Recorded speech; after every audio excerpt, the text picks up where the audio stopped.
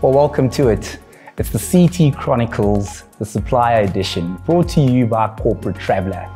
We'll get you the insights in business travel, and I'm talking air, accommodation, car hire, and we're obviously bringing in the suppliers.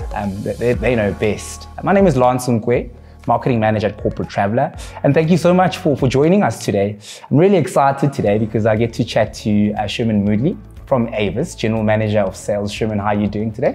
Good, Lance. Thanks for having me. Fantastic. Thanks for making the time to speak to me today. Really, as a very much a customer-centric business, we really like to, move from what our customers are telling us. In the car hire space, a question that's coming up quite a lot is really around the fleet.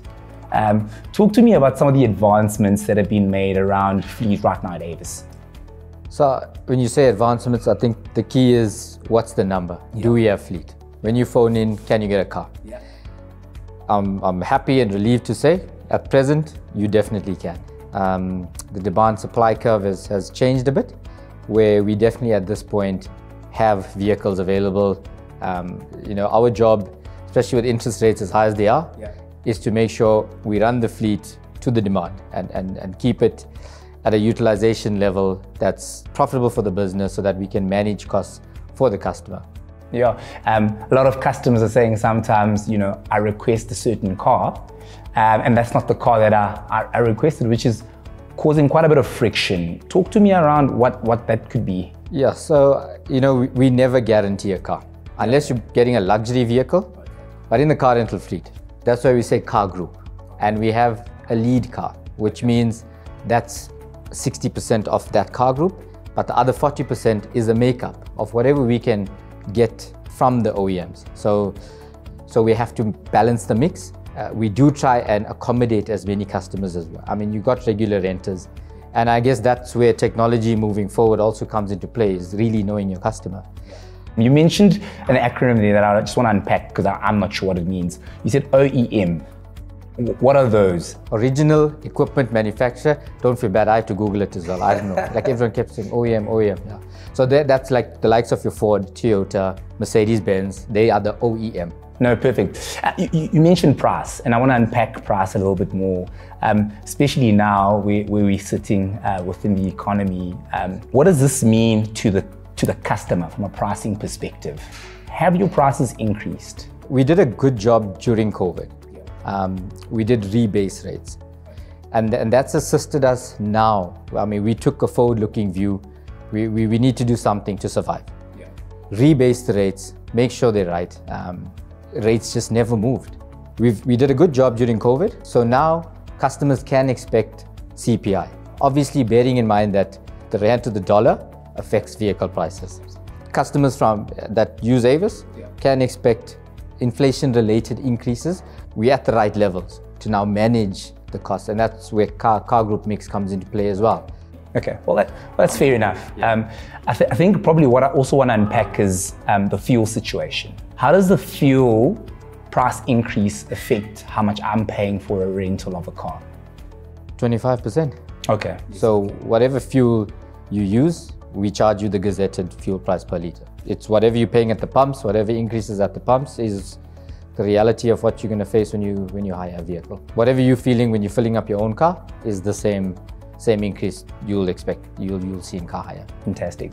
I want to talk to trends that we see from a car hire perspective in terms of advance purchase. Are we seeing people book cars long in advance, or are we seeing people make that sort of quick turnaround, I need a car tomorrow type behavior? So you get different segments of car rental. So if I take the inbound market, there used to be on average 4 months lead time, which is fantastic for car rental, great planning, easy to manage. That's gone to two months. So you can see even international travelers are actually making decisions in a shorter space of time. But in the other segments, unfortunately, there just doesn't seem to be the shift in behavior. Everyone books their flight, accommodation, and then realize, okay, hang on, I need a vehicle. Uber's not going to work. I need a car. We manage a situation that's been the game for the last 50 years. And what would you advise the customer to make the best purchase decision for themselves? So you get two streams. If you're on a contracted rate, then whether you book 5 days in advance or 1 day in advance, does make a difference on the price. But local travel, there's yielding involved. So the shorter lead time you leave to rent a car, the more you're going to pay. If you want to manage your pocket, you want to save a few bucks, book in advance. Okay. Yeah. Okay. Well, I want to move to technology. What advancements are we seeing being made within the car hire space, and particularly at Avis? So there's a lot that happens in the background that people are unaware of to run a massive fleet. We do have a system that operates worldwide, anywhere in the world, and it's a fantastic system.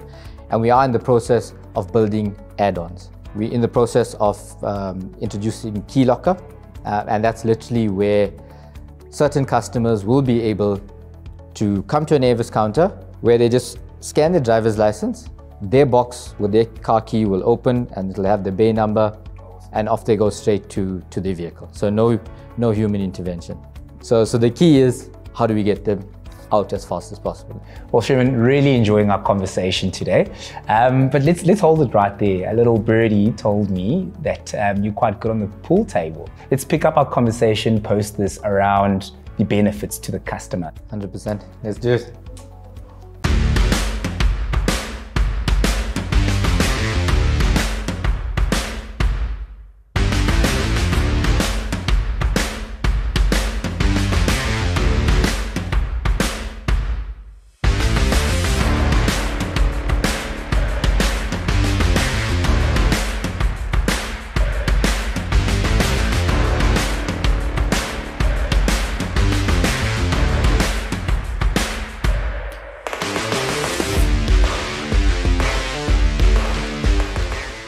Sherman, so right now on the agenda, sustainability.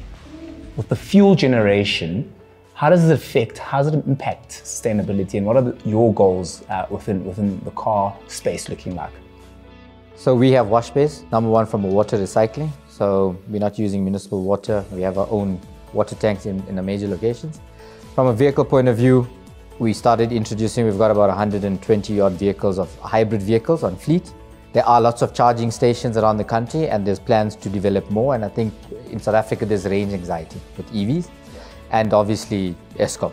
So EVs, while sound great, they are expensive, and whether they're practical or not remains to be seen. The reality is, when the OEMs decide it is practicable, scalable and feasible, then we will shift towards that. I think that point of convergence and practicality, I think there's many factors that will still have to come into play before EVs are a real talking point. There's many facets to electric vehicles. Yeah, I think it sounds great.